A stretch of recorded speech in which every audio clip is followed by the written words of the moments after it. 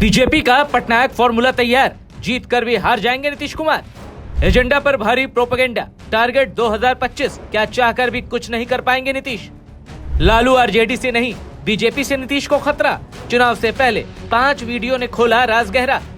इन तस्वीरों ने बिहार की राजनीति में इतनी बड़ी हलचल पैदा कर दी है जिसका सीधा असर विधानसभा चुनाव पर पड़ सकता है। जेडीयू नीतीश कुमार के समर्थक तो यकीन ही नहीं कर पा रहे हैं कि सुशासन बाबू ने ऐसा कर दिया है। दरअसल वायरल वीडियो 20 मार्च का है, जब पटना में आयोजित एक उद्घाटन समारोह में राष्ट्रगान हो रहा था और नीतीश कुमार अपने पास में खड़े प्रधान सचिव दीपक कुमार को बार बार टोक रहे थे और उनसे कुछ बात करने की कोशिश कर रहे थे।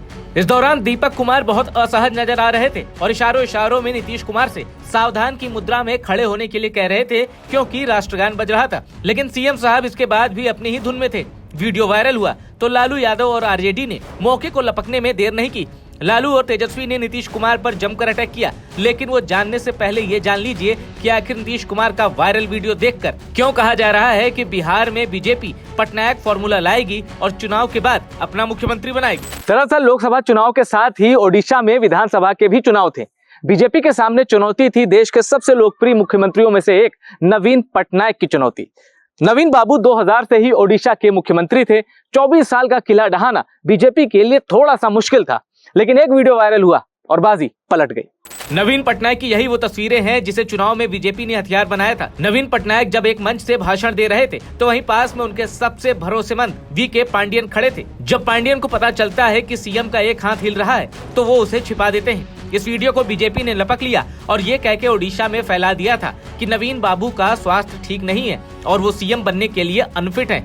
जो कहते हैं राजनीति परसेप्शन का खेल है, वो एक बार फिर से सही साबित हुए। चुनाव में इस परसेप्शन का गहरा असर हुआ और बीजेपी ने बीजू जनता दल का अभेद किला ढहा दिया।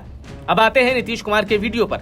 राष्ट्रगान के अपमान के आरोपों में घिरे बिहार के सीएम के वायरल वीडियो पर लालू यादव ने ट्वीट करके अपनी राय जाहिर की है। आरजेडी के मुखिया लालू यादव ने कहा है, राष्ट्रगान का अपमान नहीं सहेगा हिंदुस्तान, बिहार वासियों अब भी कुछ बचा है क्या। लालू यादव के बाद तेजस्वी ने भी नीतीश कुमार को टारगेट पर लिया और लिखा, नीतीश कुमार जी मुझसे बड़े हैं और बिहार के मुख्यमंत्री हैं, मैं उनका सम्मान करता हूं, लेकिन जिस तरह से उन्होंने राष्ट्रगान का अपमान किया है, हम शर्मिंदा हैं।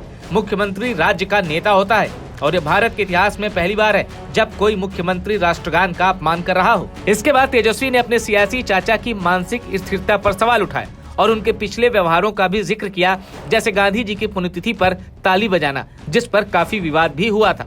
वैसे नीतीश कुमार का ये विवाद अब बिहार के बॉर्डर को पार कर चुका है। फैजाबाद के सांसद और समाजवादी नेता अवधेश प्रसाद ने भी नीतीश कुमार के वायरल वीडियो पर तंज कसा है। अवधेश प्रसाद ने कहा है कि जिस तरह से एक तरफ राष्ट्रगान हो रहा है और दूसरी तरफ बिहार के मुख्यमंत्री नीतीश कुमार बात कर रहे हैं, हाथ से इशारा कर रहे हैं, ये बहुत ही निंदनीय है। पता नहीं बिहार के मुख्यमंत्री किस भाव में थे, उन्हें देश की आजादी की जानकारी नहीं है, इसलिए राष्ट्रगान का अपमान है। यानी बैटल ऑफ बिहार में यूपी के योद्धा भी कूद रहे हैं और बीजेपी एक साइलेंट प्लेयर की तरह ये सब देख रही है।